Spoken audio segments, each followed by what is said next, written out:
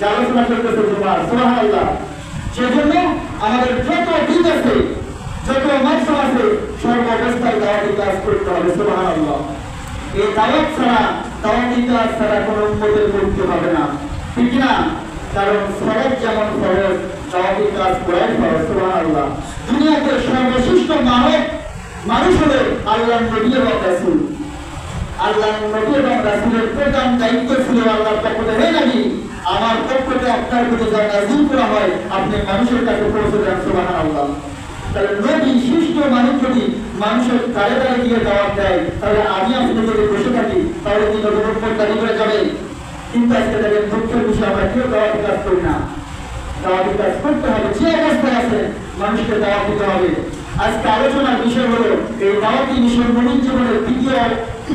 আমরা যে আলোচনা করতে আল্লাহ তাআলা সূরাতুল আল ইমরানের 104 নম্বর আয়াতে বলেছেন, وقال الله تبارك وتعالى في كلامه المجيد بسم الله الرحمن الرحيم ولتكن منكم أمة يدعون إلى الخير ويأمرون بالمعروف وينهون عن المنكر وأولئك هم المفلحون الله أكبر আল্লাহ তাআলা পবিত্র কোরআনের 3 নম্বর সূরা সূরাতুল আল ইমরানের 104 নম্বর আয়াতে বলেন, ওয়ালতাকুম মিনকুম উম্মাতুন, তোমাদের মধ্যে একটা দল থাকতে হবে, একটা দল থাকা দরকার, ইয়াদউনা ইলাল খায়র, যে দলের মানুষগুলো মানুষকে কল্যাণের দিকে আহ্বান করবে সুবহানাল্লাহ। তার ব্যতীত ইয়া'মুরুনা বিল মা'রুফ, এই মানুষগুলো বলবে সৎ কাজ করো, সৎ কাজের আদেশ দেবে, বলবে সালাত আদায় করো, নামাজের জন্য মানুষকে ডাকো, ভালো ভালো কাজ করো। 2 নম্বর হলো ওয়ায়ানহাউনা আনিল মুনকার, আর এই মানুষগুলো মানুষকে অন্যায় কাজ থেকে দূরে সরাইতে নিষেধ করবে। ওয়াউলাইকা হুমুল মুফলিহুন, আল্লাহ তাআলা বলেন এই 3টা কাজ যারা করবে এই আয়াতের আলোকে এই মানুষগুলো হলো সফল কাম সুবহানাল্লাহ। তাহলে আল্লাহ তাআলা বলেন ওয়ালতাকুম মিনকুম উম্মাতুন ইয়াদউনা ইলাল খায়র, তোমাদের মধ্যে একটা দল থাকতে হবে, এই দল 3টা কাজ করবে। কয়টা কাজ? 3টা কাজ। 1 নম্বর হলো মানুষকে কল্যাণের দিকে ডাকবে।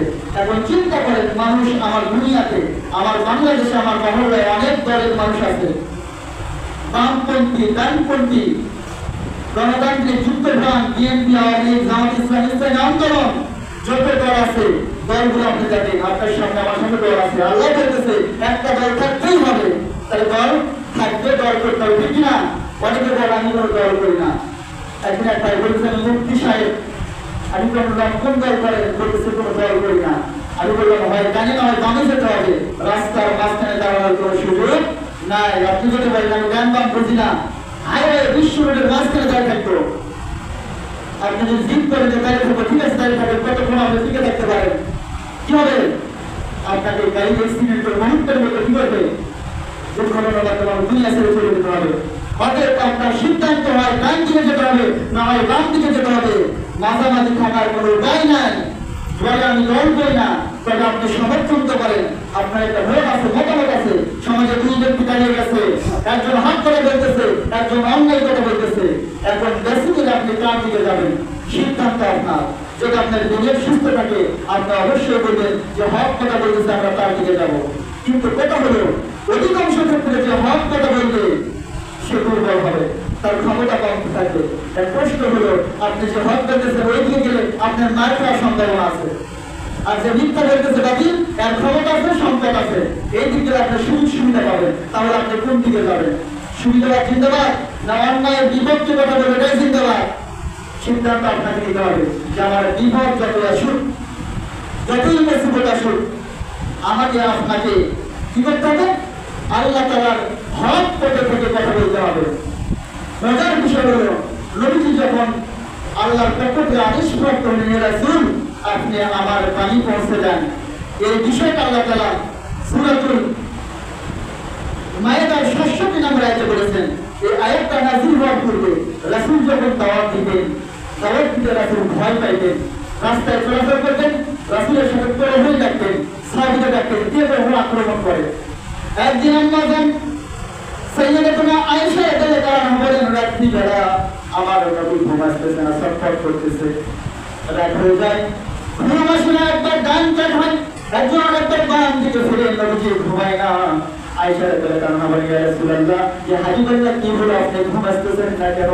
নবীজি বলে, আয়েশা, আমার বড় দুশ্চিন্তা হচ্ছে, আমার ইচ্ছা হয় আমার কোনো হৃদয়বান সাহাবী যদি আমাকে রাত্রিবেলা পাহারা দিত, তাহলে আমি নিশ্চিন্তে ঘুমাইতে পারতাম। এমন সময় তলোয়ারের শব্দ শোনা গেল। নবীজি বললেন, কে? তখন সাহাবী জবাব দেন, ইয়া আল্লাহর রাসূল, আমি আপনার সাহাবী। বলতেছে, তুমি কেন এসেছো? বলতেছে, আল্লাহর রাসূল, আপনাকে পাহারা দেওয়ার জন্য আমি এসেছি। সুবহানাল্লাহ। যখন পাহারা দেওয়া শুরু করলেন, নবীজি তখন নিশ্চিন্তে ঘুমিয়ে গেলেন। আম্মা জান আয়েশা রাদিয়াল্লাহু আনহা বলেন, নবীজি গভীর ঘুমে মগ্ন হলেন। নবীজির নাকের শব্দ, ঘুমের ডাক শোনা গেল। সুবহানাল্লাহ। নবীজি ভয় পেয়েছে, চিন্তায় থাকছেন যে কখন যেন আমাকে আক্রমণ করেন। আজকে দেখেন আমাদের প্রেক্ষাপট কিন্তু একই। আজকে 95% মুসলমানের দেশ, ইসলামী পন্থী আলেম ওলামা, ইসলামী আন্দোলন আছে, বামপন্থী আছে, কিন্তু আমরা সাধারণ মানুষ ভয়ে করতেছি কিনা? আপনাকে প্রকাশ্য পাথর মেরে হত্যা করা হচ্ছে, প্রকাশ্য জবাই করা হচ্ছে বলে দেখলে দুঃখ লাগে যে বাংলাদেশের প্রেক্ষাপটে আজকে ফ্যাসিস্ট সরকার উদ্ধার হয়ে গেছে, কিন্তু অন্যায় অবিচার এখনো দূর হয় না, ঠিক কিনা? আল্লাহ তাআলা নবীজি যখন এই ভয়ের মধ্যে রয়েছেন, এই একটা মুহূর্তের মধ্যে আল্লাহ তাআলা সূরা মাইদার 67 নম্বর আয়াত নাযিল করে দিলেন। আল্লাহ তাআলা বলেন, ইয়া আইয়ুহার রাসূল বাল্লিগ মা উনজিলা ইলাইকা মির রাব্বিক ওয়া ইন লাম তাফআলু ফামা বাল্লাগতা রিসালাতা ওয়াল্লাহু ইয়াসিমুকা মিনান নাস ইন্নাল্লাহা লা ইয়াহদিল কওমাল কাফিরিন। সুবহানাল্লাহ। আল্লাহ তাআলা নাযিল করলেন, ইয়া আইয়ুহার রাসূল, হে আমার নবী, বাল্লিগ, আপনি পৌঁছে দেন, মা উনজিলা ইলাইকা মির রাব্বিকা, আপনার পক্ষ, আল্লাহ আপনার প্রতিপালকের পক্ষ থেকে আল্লাহ তাআলা যা কিছু নাযিল করেছে, এই নাযিলকৃত দাওয়াতটা আপনি মানুষের মধ্যে পৌঁছে দেন। সুবহানাল্লাহ। আদেশ করেছেন নবীকে, নবী দাওয়াতের কাজ সমাধা করেছেন, বিদায় হতে বসেছেন, হে আমার সাহাবীরা, আমি কি পৌঁছে দিয়েছি আল্লাহর পক্ষ থেকে যে দাওয়াত? তখন সাহাবীরা বলেছেন, অবশ্যই আমরা সাক্ষী, আপনি আপনার নবুয়তের দায়িত্ব যথাযথভাবে পালন করেছেন। সুবহানাল্লাহ। কারণ তখন রাসূলুল্লাহ, আল্লাহ আপনি সাক্ষী থাকেন, আমি আমার দায়িত্ব যথাযথভাবে পালন করেছি, আপনার পক্ষ থেকে যা কিছু নাযিল করেছেন আমি আমার উম্মতের কাছে পৌঁছে দিই। সুবহানাল্লাহ। নবীজি বললেন, হে আমার সাহাবীরা, শুনে রাখো, জেনে রাখো, আজকে এই মাস যেমন তোমাদের জন্য সম্মানিত, এই মক্কা নগরী যেমন সম্মানিত মাস, সম্মানিত নগরী, তোমাদের উপস্থিত যারা আছো, তোমাদের দায়িত্ব হলো অনুপস্থিত ভাইদেরকে আমি নবীর এই ভাষণ পৌঁছে দেওয়া। সুবহানাল্লাহ। তার মানে কি, আমরা যা শুনতেছি এটা আপনার বাড়িতে গিয়ে দাওয়াত দিতে হবে। কিন্তু দুঃখের বিষয় যদি প্রশ্ন করি, আমরা অনেক গল্প করি, পরিবারের কাছে এসে বেড়াইতে গেছি, সবাই আত্মীয়র বাসায় গেছি, হাটে গেছি, বাজারে গেছি, এগুলো গল্প পরিবারে সবাই শেয়ার করেছি, একজনও বলতে পারবে না, কখনো বলি নাই। কিন্তু যদি প্রশ্ন করি, আমরা মসজিদে যে জুমার আলোচনা শুনি, হুজুর বা খতিব সাহেব কি আলোচনা করলো, এটা কি আমার স্ত্রী সন্তানকে কখনো বলেছি? যদি গল্প করেন যে হুজুর আজকে আলোচনা করেছে, তাহলে নিজেকে প্রশ্ন করেন, আমরা কয়দিন করেছি? অথচ আমার বয়স 50-60, প্রতি মাসে 4টা-5টা করে জমা পেয়েছি, কোরআন হাদিস থেকেই হুজুর কথা বলেছে, কিন্তু এই গল্প আমার স্ত্রীর কাছে বলি নাই, সন্তানের কাছে বলি নাই। তাহলে আমরা কি দায়িত্ব পালন করতেছি? প্রথম আমরা যে আলোচনা করলাম, এটা যদি গল্প করেন আজকে মসজিদ থেকে হুজুর আলোচনা করেছে যে দাওয়াত দিতে হবে, নবী রাসূল দাওয়াত করেছে, দাওয়াতের কাজ করেছে, অতএব আমি মসজিদ থেকে শুনে আসলাম, এই গল্প তোমাদের সাথে করলাম, স্ত্রীর সাথে, ছেলের সাথে, মেয়ের সাথে, এটা একটা দাওয়াত। সুবহানাল্লাহ। আল্লাহ যদি বলে, বান্দা কি করেছো? আমার আপনার কিছুই নাই, কমপক্ষে যদি একটা ওসিলা বার করেন যে আল্লাহ, একদিন আলোচনা শুনেছিলাম, এই আলোচনা আমার স্ত্রীর কাছে শুনেছিলাম, কিছুই নাই, এই ওসিলা যদি আপনি মাফ করেন, আল্লাহ তাআলা ওসিলা ফেরেশতাদের বলবেন, হে আমার ফেরেশতারা, যাদের বান্দার কোনো ওসিলা আছে কিনা, আল্লাহ ওসিলা ধরে ধরে উম্মতে মুহাম্মাদীকে মাফ করে জান্নাতে দেবেন। সুবহানাল্লাহ। তাহলে আপনি আমি বসে আছি, আল্লাহ উম্মতকে জান্নাতে নেওয়ার জন্য কত ওসিলা বাহানা করবে, ফরজ নাই, খাদ্য করে গেছে, আল্লাহ বলবে দেখো সুন্নাত আছে কিনা, সুন্নাত নাই, বলবে দেখো নফল আছে কিনা, বলবে আল্লাহ নফল আছে, বলবে নফলটাকে ফরজ দিয়ে খাদ্য পূরণ করে। সুবহানাল্লাহ। কিন্তু আগে আপনি যদি বসে থাকি, তাহলে কিন্তু আমাদের মুক্তি হবে, দাওয়াত করতে হবে। বলবেন কিভাবে? বসে গল্প করতেছেন, এখানে দাওয়াত দেন, দাওয়াতের পদ্ধতি ভাই সাহায্য করতেছো, তোমার ছেলে মেয়ের কি খবর, নামাজ পড়ে, বিগত সময় তো আমরা ভোট দিয়েছি, কই বামপন্থীকে দেশটাকে শেষ করেছে। এইবার আপনার সিদ্ধান্ত কি? এবার কমপক্ষে গর্বের কথা না বললে আপনি একজন সৎ যোগ্য নেতাকে ভোট দেবেন, এভাবে কথা বলতে হবে। এটাই দাওয়াত। এই দাওয়াত শিক্ষা দাওয়াত দেওয়ার জন্য আপনাকে এমনি পাস করতে হবে না, মাদ্রাসায় করতে হবে না, এইটুকু বলা যাবে না। এটা আপনাকে বলতে হবে। যদি এই কাজ করেন তাহলে নবী যে কাজ করেছে আপনি সেই কাজ করলেন, সুবহানাল্লাহ। নবী একটা কাজ করলেন, তার মানে আপনার মর্যাদা আল্লাহ তাআলা দুনিয়াতে বৃদ্ধি করে দেবে, সুবহানাল্লাহ। যে কথা বলতেছেন আল্লাহ তাআলা বলেন, ইয়া আইয়ুহার রাসূল, আমি যা আপনার বুকে নাযিল করেছি আপনি পৌঁছে দেন। নবী তো পৌঁছানো শুরু করেছে, নবী ভয় পড়ে থাকে, কারণ নবী যখন মক্কার বাজারে দাওয়াত দিতে যায়, কাফিররা নবীকে আক্রমণ করে, কষ্ট দেয়, গালিগালাজ করে, নবী সন্তান হতে থাকেন। আল্লাহ তাআলা বলেন, ওয়া ইল্লাম তাফআলু ফামা বাল্লাগতা রিসালাতি, আপনি যদি আমার দাওয়াত মানুষের কাছে পৌঁছে না দেন তাহলে কিন্তু আপনি নবুয়তের দায়িত্ব পালন করলেন না। অতএব আমার পক্ষ থেকে অবশ্যই আমার বাণী মানুষের কাছে পৌঁছে দেবেন। আল্লাহ তাআলা বলেন, আল্লাহু ইয়াসিমুকা মিনান নাস, হে নবী আমি কিন্তু আসমান থেকে দেখতেছি আপনি ভয়ের মধ্যে আছেন, তখন যেন আপনি আক্রমণ করে, আমি আল্লাহ তাআলা আপনাকে এই অভয় দিলাম, আল্লাহু ইয়াসিমুকা মিনান নাস, ওই দুষ্ট মানুষদের হাত থেকে, কাফিরদের থেকে আমি আল্লাহ তাআলা আপনাকে নিরাপত্তা দান করলাম, সুবহানাল্লাহ। ইন্নাল্লাহা নিশ্চয় তাআলা লা ইয়াহদি হিদায়াত দান করেন না আল কওমাল কাফিরিন, কাফির সম্প্রদায়কে। এই আয়াত যখন নাযিল হয়ে গেল, নবী যখন সাহাবীদেরকে বললেন, হে সাহাবীরা, আজ থেকে আমাদের আর পাহারা দেওয়ার দরকার নাই, কারণ আমি রাসূলকে নিরাপত্তা প্রদানের দায়িত্ব আল্লাহ তাআলা গ্রহণ করেছেন, সুবহানাল্লাহ। তাহলে আল্লাহ তাআলা নিরাপত্তা দেওয়ার ঘোষণা কখন দিলেন? যখন নবীজি মানুষের মাঝে দাওয়াতি কাজ করা শুরু করলেন, সুবহানাল্লাহ।